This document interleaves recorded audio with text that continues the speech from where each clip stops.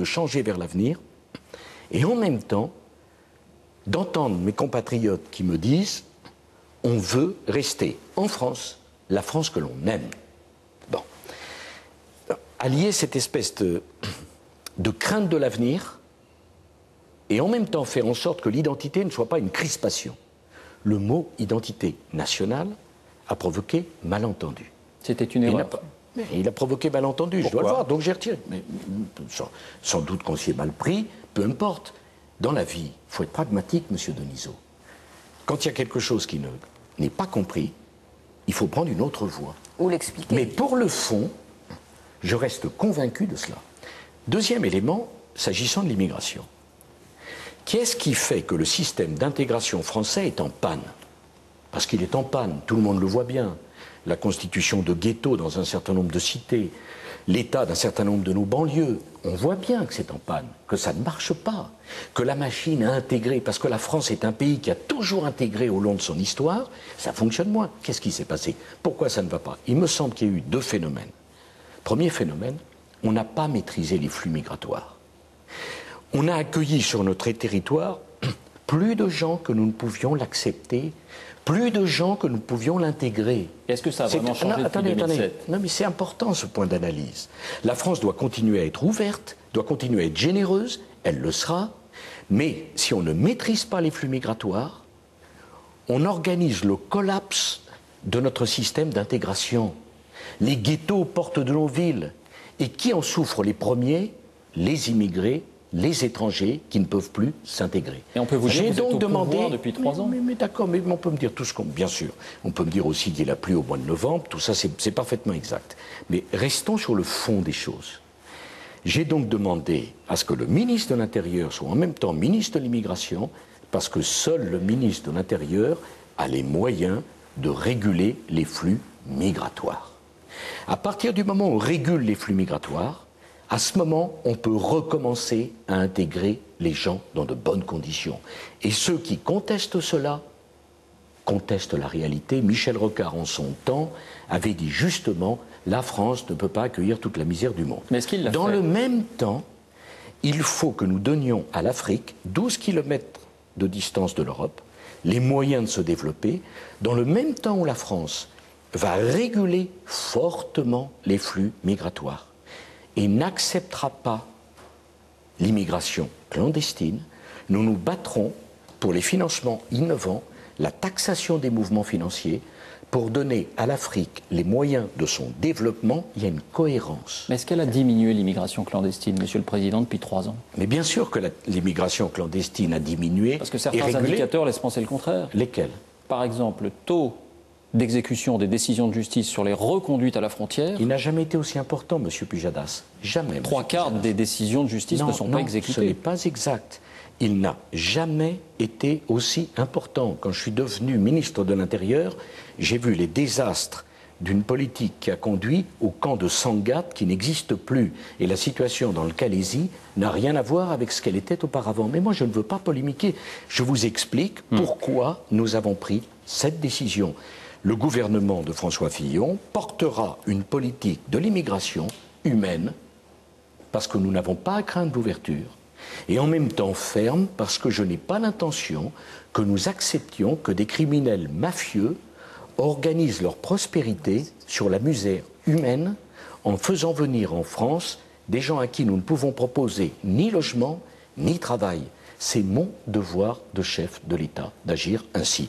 Donc, j'ai renoncé à l'identité nationale comme mot, M-O-T-S, parce que ça avait suscité du malentendu, mais sur le fond des choses, je n'y renonce pas. J'ajoute un dernier point. La France veut qu'on défende ses valeurs plus fortement. Pourquoi avais-je annoncé, il y a 2 ans, devant le Congrès, une loi pour interdire le port du voile intégral? C'est pas pour contester à nos compatriotes musulmans le droit de vivre leur religion. C'est parce que nous ne voulons pas, sur le territoire de la République, nous ne voulons pas de femmes enfermées derrière une prison, fût-elle de textile. Nous n'en voulons pas. C'est les valeurs de la France, un pays laïque. De la même façon que nous disons que chacun peut vivre sa religion, mais que nous voulons un islam de France et non pas un islam en France. Qu'il y ait des lieux de culte pour les musulmans, mais c'est tout à fait naturel, il y en a plus de 2000. Mais en France, il n'y a pas de minaret et il n'y a pas le muezzin qui fait l'appel à la prière. Ce que veut la République française, c'est que les étrangers qui viennent s'intègrent, respectent nos lois, respectent nos valeurs, respectent nos coutumes. Et quand on ne prend pas les moyens de faire respecter cela, alors on a l'explosion du système social qui est le nôtre. Voilà pourquoi j'ai été amené à prendre les décisions que j'ai prises. Alors on va passer au sujet des retraites avec Claire. Juste une dernière question sur cette nouvelle équipe gouvernementale. Est-elle faite pour aller jusqu'au bout de votre mandat? Oui, sauf imprévu. Bien. Alors, vous savez, quand vous dirigez la France, parfois il y a des imprévus, mais je voudrais vous dire que dans mon esprit... Dans votre esprit, oui.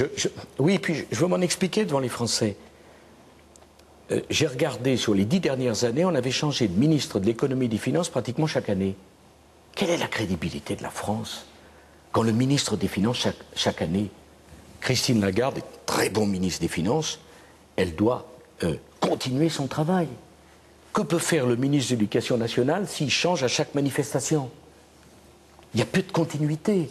Donc j'ai voulu, en renommant François Fillon et en confirmant les principaux ministres, donner de la stabilité, comment dire, monsieur Denisot, donner de la solidité. Parce que la France est inquiète. Il y a la crise, il y a des gens qui ont souffert. Et si en plus, au sommet de la France, à la tête de la France, on donne le tournis par une organisation qui change toutes les 5 minutes, alors on accroît l'anxiété. Mais pourquoi remanier dans ces cas-là? Mais tout simplement parce qu'il y avait un certain nombre de ministres qui étaient en bout de course, qui avaient mené une action bonne par ailleurs, et qu'il fallait marquer une nouvelle étape. Et j'ai souhaité, avec le Premier ministre, qu'il y ait moins de ministres, et qu'un certain nombre de, comment dit-on, de troupes fraîches viennent apporter et leur expérience, c'est le cas d'Alain Juppé, et leur jeunesse, c'est le cas de Jeannette Bougrappe, parce que quand vous dites qu'il n'y a plus de personnalité issue de la diversité, c'est pas très gentil pour une ministre comme Nora Béra. Il y en a moins. Non, c'est pas très gentil. Et c'est pas très aimable non plus, pardon, pour Jeannette Bougrabe. Elle dit elle-même qu'elle ne vient pas de la diversité. Ah bon, non, mais enfin, les filles de Harki, ça peut peut-être, mais enfin, elle n'est pas que ça, naturellement. Il ne faut pas les réduire qu'à cela. Mais nous avons eu le souci avec François Fillon de faire une équipe diverse, de donner sa chance à des jeunes Françaises, des jeunes Français d'origine diverse. Parce que le devoir du gouvernement, c'est de ressembler à la diversité de la France. Il y en a moins qu'avant. Alors justement, Monsieur le Président... En termes de contenu, je ne suis pas sûr. Mais bon, il y a moins de ministres, donc il y a moins de ministres d'ouverture, il y a moins de ministres de la diversité, il y a moins de ministres UMP, il y a moins de ministres centristes. Vous m'expliquerez comment supprimer 30% des ministres et augmenter le quota de chacun. Les retraites, alors, la réforme des retraites, vous disiez vous-même qu'elle a été votée et qu'ensuite vous avez fait ce remaniement. On va évidemment reparler de cette réforme, mais j'ai envie de parler du climat social. Au fond, elle a été adoptée avec un contexte de climat très dur, de conflit social très dur. On a senti que les Français étaient inquiets bien au-delà, au fond, de cette réforme des retraites. Est-ce que vous n'avez pas eu l'impression, à ce moment-là, j'allais dire, d'être coupé des Français, de ne pas avoir réussi à dialoguer avec eux? Qu'est-ce que vous avez envie de faire aujourd'hui pour retrouver le lien avec les Français, qui a été rompu quand même pendant ce conflit? Claire Chazal, je respecte votre opinion, mais enfin, permettez-moi de ne pas être tout à fait d'accord. Il a été long, il a été dur. Non, d'abord, non. D'abord, ce conflit a eu lieu sans aucune violence. Un peu de débordement. Non, il n'y a pas eu. Non, il y a eu quelques débordements, mais fort heureusement, il n'y a pas eu avec 9 journées nationales. La France est un pays éruptif, où les rapports sociaux n'ont jamais été très faciles. J'espère que vous ne découvrez pas la complexité des rapports sociaux uniquement depuis que je suis président de la République. Vous êtes quelqu'un qui connaît bien l'histoire sociale de notre pays.